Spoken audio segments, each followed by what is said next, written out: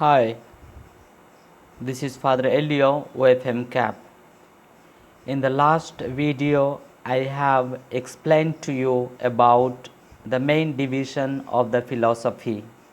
Also, I have briefly said about the history of philosophy.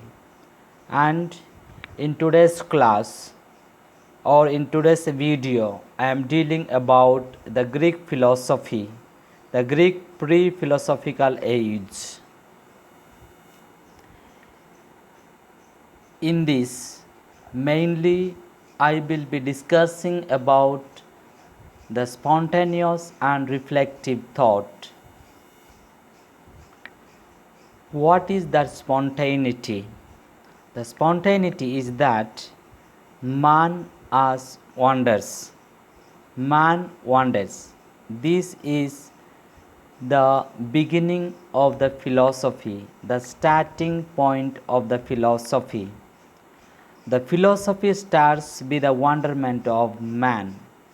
In the beginning, the primitive man was preoccupied with the daily sustenance as a food gatherer and as a hunter. The man was gathering food by hunting for his survival.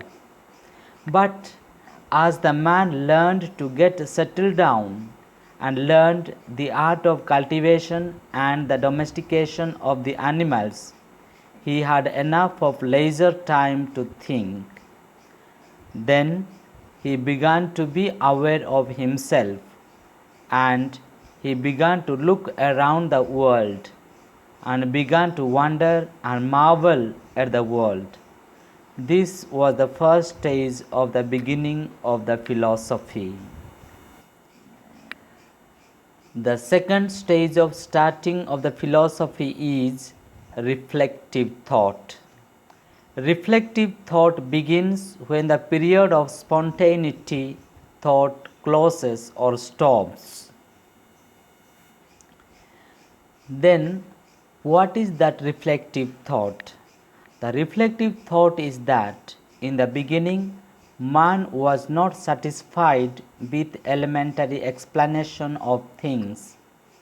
Then the mind of man started to seek an explanation based on reasoning. The Greek philosophy is the product of reflective thought, and this thought has begun in 6th century BC with the philosophers of Miletus. This presupposes another period which may be called the pre-philosophical period. The pre-philosophical period proposed systems more of the imagination than of reason. It is because man is not content merely to observe the phenomena, but he investigates the causes of the product of these phenomena. Thus, man is naturally a philosopher. This reflective thought is the research of the realities of things in order to ascertain their ultimate causes. Now, already it is clear for us about the spontaneous of man, the spontaneity and the reflective thought. The second point in the Greek pre-philosophical age is the universal animism.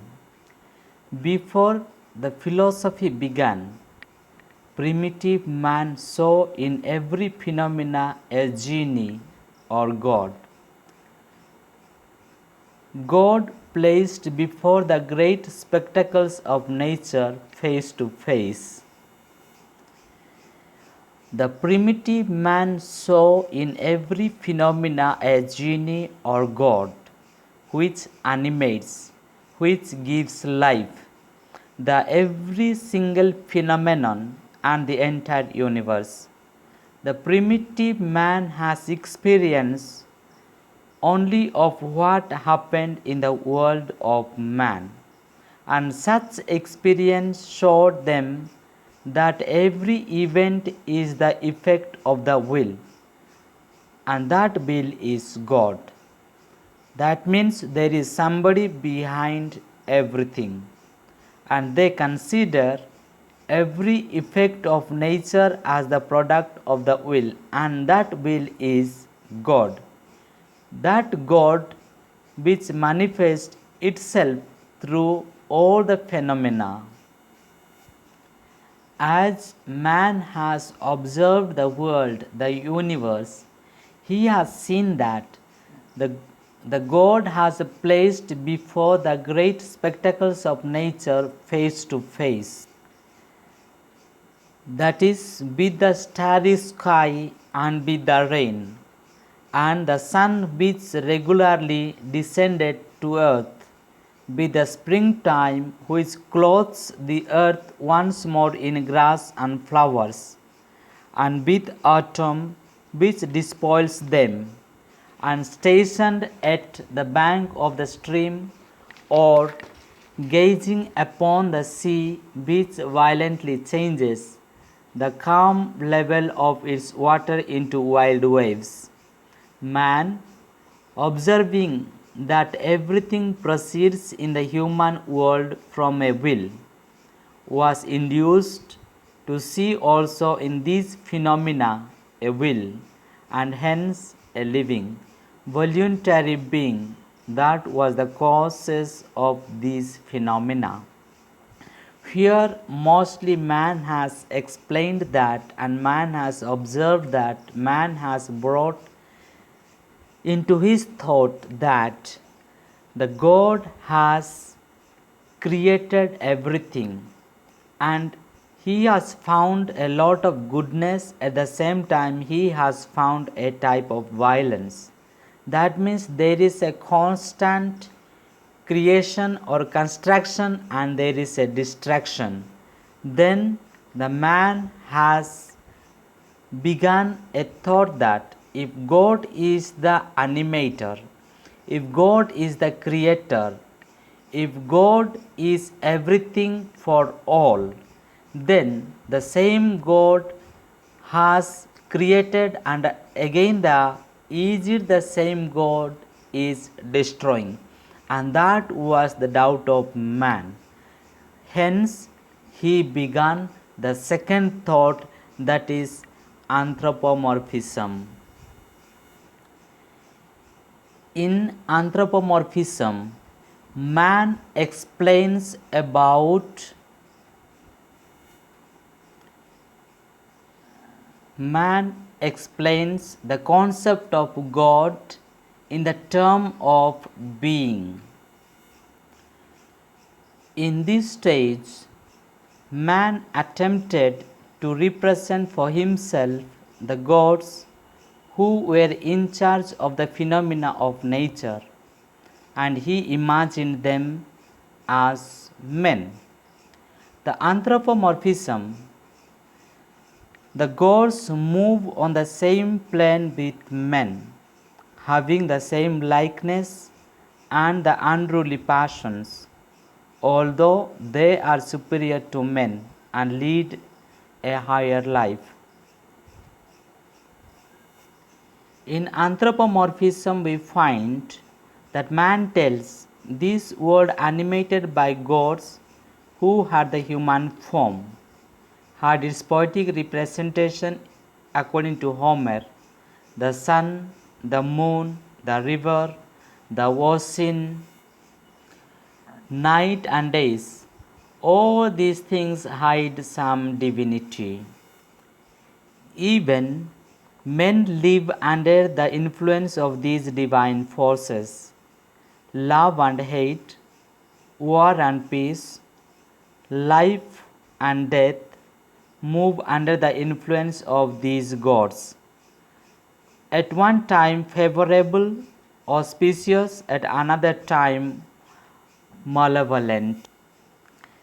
Since these gods are conceived as having the same passion as men, They built the cities, make laws, and intervene in wars to help their favorites.